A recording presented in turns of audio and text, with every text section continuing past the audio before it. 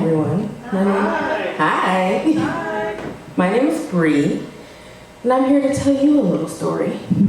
So, when I first started my first day of college, I never really imagined that I would be here.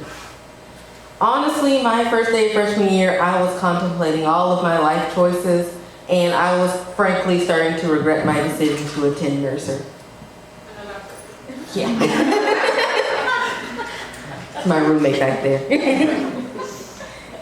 My friend here, Jemiah, just said that no one really talks about the struggle, so I'm here to tell you about the struggle. Oh, no, that's right. Yes. So I will let you all in on a little secret. Shh, don't tell anybody. But I didn't decide to attend Mercer for the programs. I didn't decide to attend for the friends or for all of the thrills that they preached to us at orientation. See, in high school, people had always treated me as if I wasn't as smart as them. And I wasn't gonna do that again. Because it didn't matter what I did to them to prove otherwise. I transferred into the school system when I was in 6th grade, and they just never got over it for some reason. So, safe to say that I decided to attend Mercer because of my own ego. Before moving to Georgia at age 9, I had lived in a really small country town in the foothills of North Carolina. And for context of what kind of cool downtown this was, my mom grew up in a city called Sandy Mush. Yeah. And my dad grew up in Boston, and they were 10 minutes away from each other, but for some reason they were sworn rivals to high schools in those two cities. Like so much so that when they're at the football games, they would like throw the mascot into the bonfire and like scream and like angry Elmo style, like like that. So my grandparents, however, they grew up in the colored part of town because it was that time in history. It was called Grimtown. My grandparents, my grandmother was one of the first people to integrate schools in our county. And my great-grandmother, she was from Maine. She was never really even allowed a 3rd grade education. But everybody described her as the smartest person that they knew. This lady drew out her plans for a house on an old grocery bag. And she worked as a servant after she moved to North Carolina. And after work, she would straighten out the nails from the old demolished buildings and repurposed the panels, and she built a house. And that house was still standing until about a few months ago when some extended family members let it be torn down. We all know how that goes.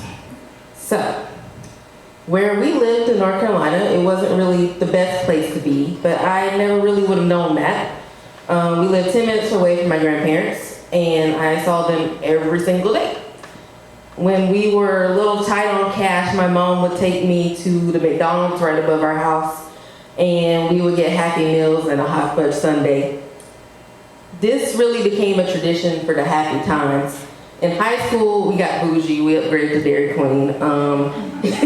And after AP exams and any kind of good news, my dad would take me to Dairy Queen, and I'd get a hot fudge sundae because I'd earned it at that point. It was AP classes. We all know how that goes. And to this day, if I accomplish something I'm proud of, I go straight to get me a hot fudge sundae. My grandmother worked at a college, Gardner-Webb University, and she took me to classes with her all the time. I walked around campus with her, and her students would take me to the library. We would just walk around campus, so I was campus celebrity at 5. I like to think there's like a 40-year-old lady out there that's like, you remember that kid walking around campus with a grandmother all the time? I'm like, yeah, that was me. Here I am, I'm grown now.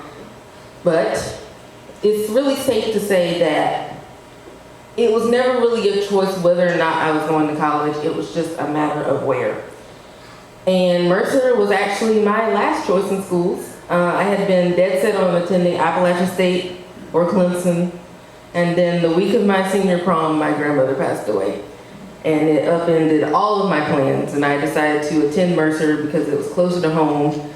And like I said, for my own ego. So back to 2021. Here I was in Macon, and that particular day at Mercer was not a hot fudge sundae day. It wasn't.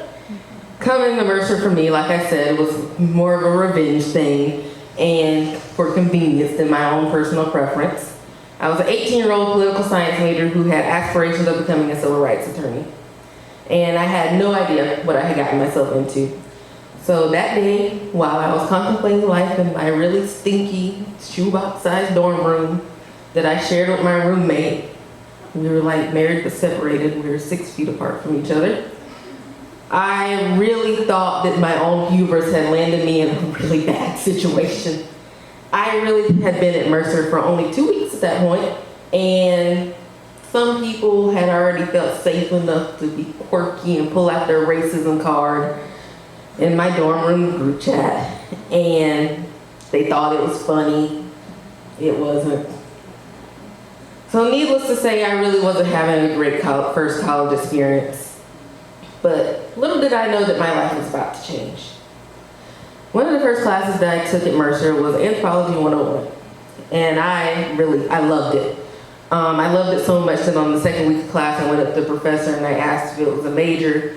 She told me it wasn't. It had minor. And she told me that if I was really interested in human rights and just learning about humans, civil rights, that I should look into the Applied Social Justice Certificate she also oversaw.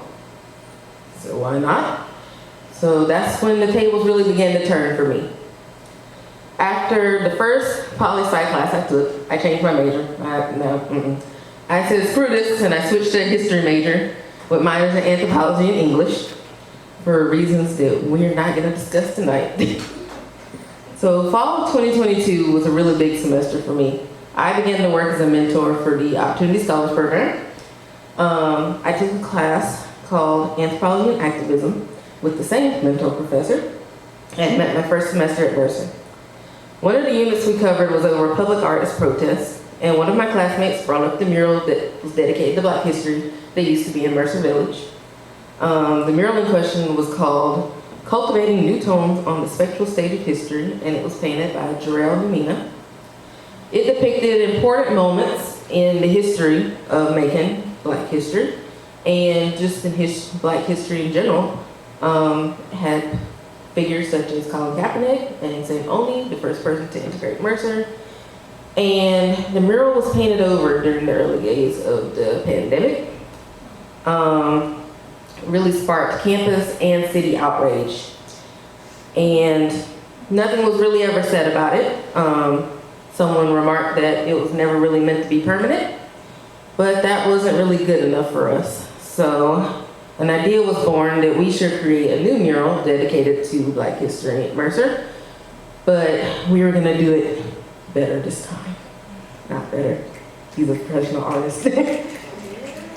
But we were going to dedicate this to some of the often overlooked voices of Mercer and Macon history.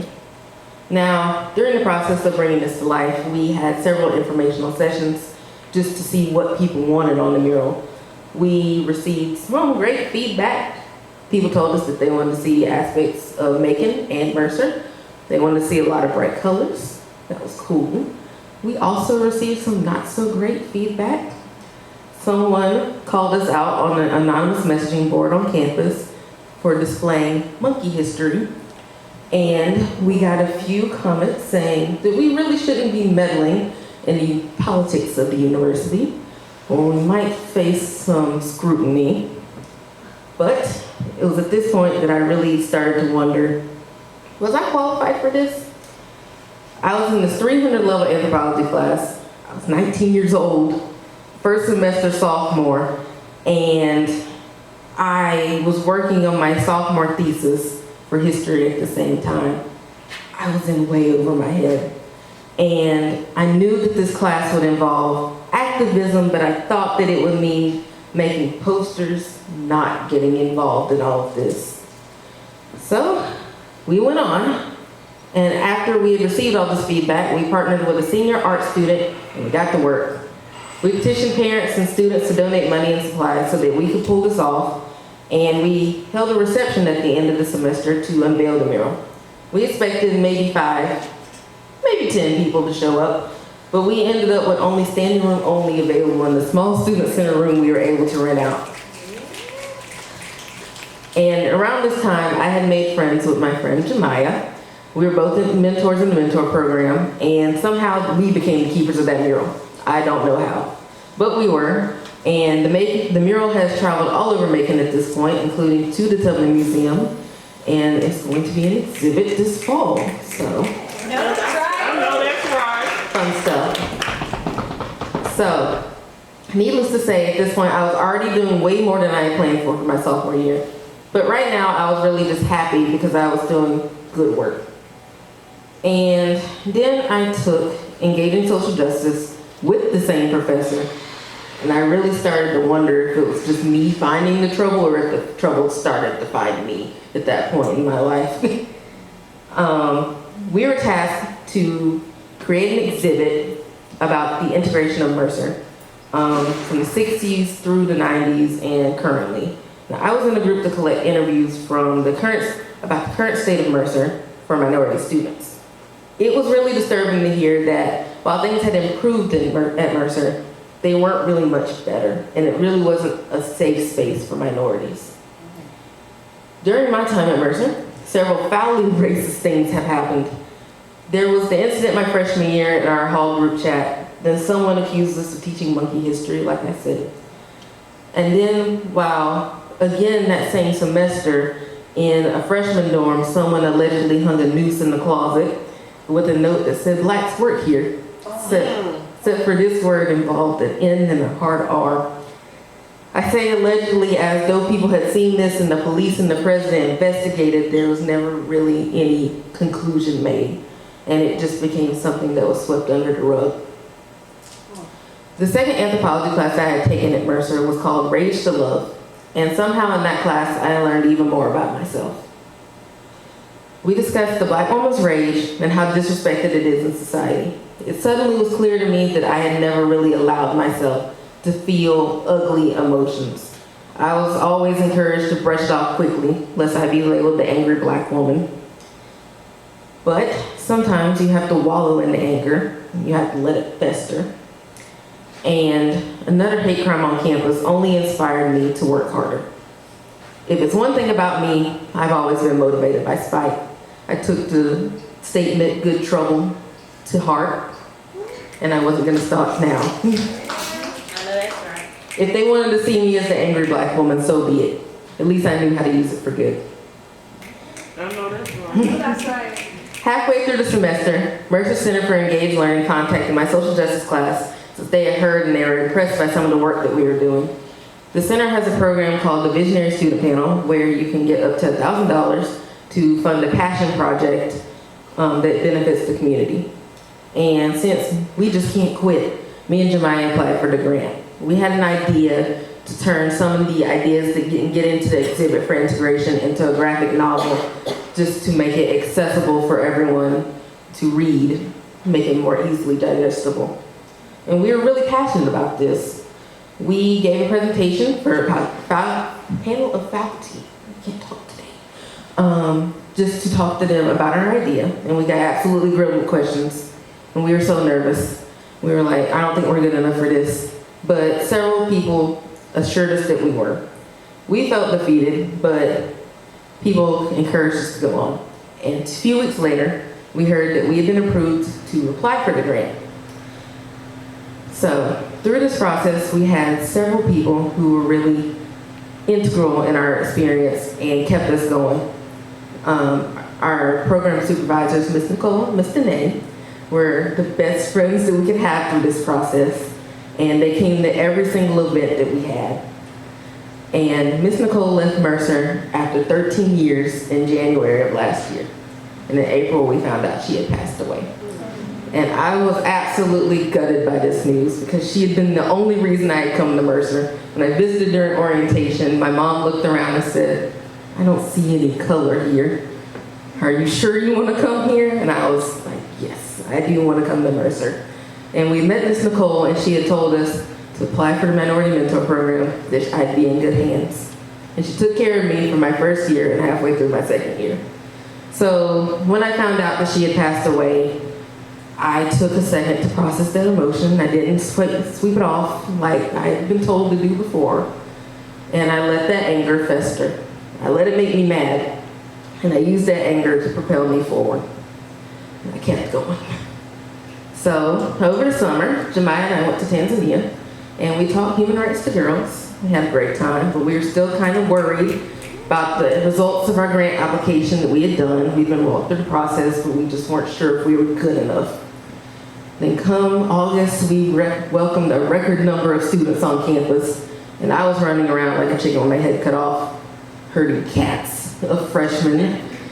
Over 100 freshmen on campus, and one of the events that we have is called the Visionary, it's not the Visionary Student Panel, it's the Faculty Panel of Minorities, and we have it for our students every year.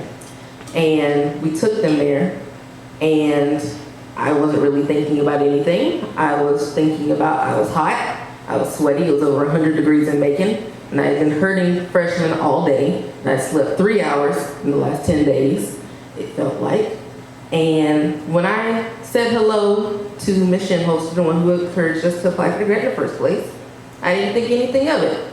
It's really on autopilot. And then she pulled me aside and she was like, I have an email for you. And I was like, what email? I didn't think anything of it. She said, well, you and Jemiah have $1,000 to spend. You got the grant.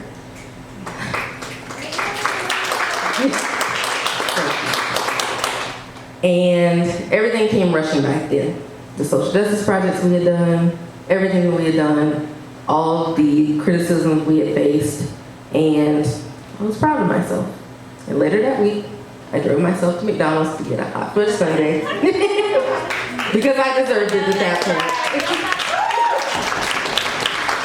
You got that Yes. And here we are. So now I have a lot to do, a lot more to plan, but for now, I'll just take a breath and be proud of myself for what I've accomplished.